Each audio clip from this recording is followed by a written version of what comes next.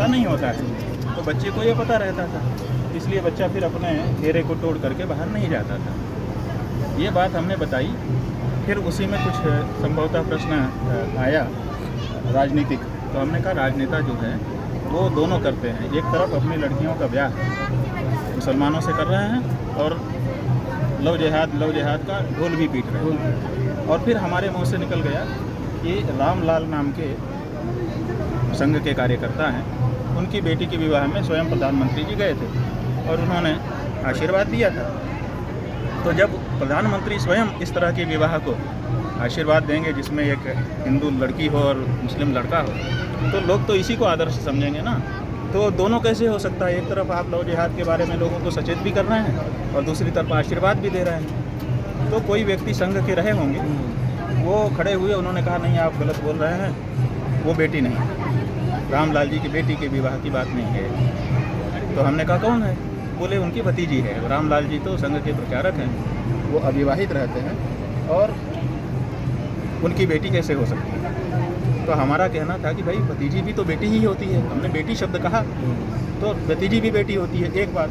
दूसरे जो रामलाल के भाई हैं उनको कोई नहीं जानता, और रामलाल के भाई के कारण प्रधानमंत्री जी गए हों ये भी हम लोग नहीं मानते हैं। आम धारणा यही है कि रामलाल जी संघ के पदाधिकारी थे, इसलिए उनसे संबंधों के कारण प्रधानमंत्री जी उनके घर गए, ठीक है ना, आशीर्वाद देने के लिए। तो रामलाल जी का इसमें रोल था। ये बात हमने कही तो वो हमारे पास जैसे ही पत्रकार लोग खाली हुए आ गए और हमको उंगली दिखा दिखा करके तर्जना करने लगे, गलत बोलते हो, गलत बोलते हो। हमने कहा इसमें गलत क्या है? तो फिर वो कई बातें कहने लगे। तो हमने कहा कि भाई आप लोगों की यही समस्या है कि आप लोग एक तरफ समर्थन भी करते हैं, एक तरफ विरोध भी करते हैं।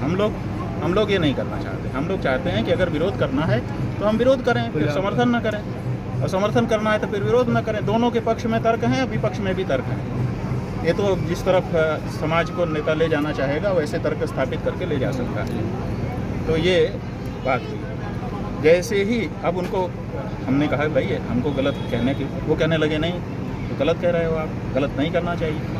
हमने कहा भाई हमने गलत क्या कहा? भतीजी भी बेटी होती ही है, आप ही कह रहे हैं। तो यहाँ पर जितने लोग खड़े हैं उनसे पूछ लीजिए भतीजी बेटी होती है कि नहीं, तो सबने कहा बेटी होती है। इतने में कोई सांसद आ गए, भीड़ थी बहुत, तो लोगों ने कहा ये सांसद जी हैं। तो चूंकि प्रकरण संघ वाला चल रहा था और एकदम बस 1 सेकंड ही हुए होंगे उनका हटना, और कुछ ही क्षण बीते थे और वो आ गए। तो हमने कहा भाई ये भी संघ ही के हैं, अगर संघ के हैं तो फिर इनके साथ भी वही बात। तो वो बहुत देश में आ गए और आकर के कहने लगे तुम सन्यासी नहीं हो, तुम ये नहीं हो, तुम ये नहीं हो।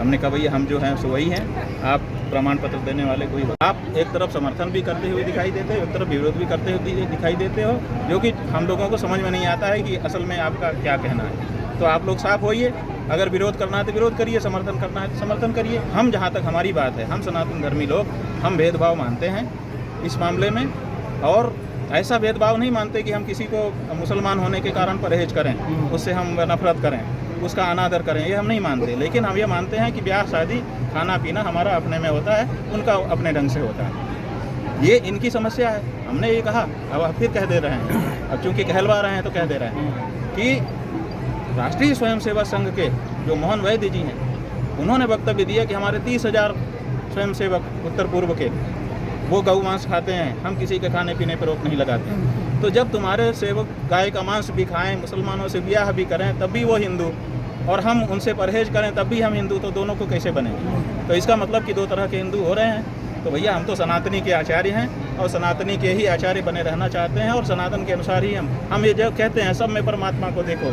किसी का अपमान मत करो, लेकिन अपना जो परंपरा है, संस्कृति है, उसको बनाए रखते हुए आप संस्कृति का संकरीकरण मत करो, ये हम जरूर कहते हैं। तो हम अपनी बात कर रहे हैं और किसी का हमने अपमान नहीं किया। हाँ, ऐसे प्रसंग में वो सांसद जी आए जिस प्रसंग में ये बात पहले ही घट चुकी थी, संघ के व्यक्ति ने उंगली दिखा दिखा करके हमको गलत कहा। हमने उससे पूछा कि हम गलत कहाँ हैं बताओ, वो बता नहीं पाया, बस गुस्सा करता था। तो केवल गुस्सा करने से थोड़े होता है, आपको अगर किसी को गलत कहना है तो आपको निरूपण करना होगा कि इस कारण से आप गलत हो।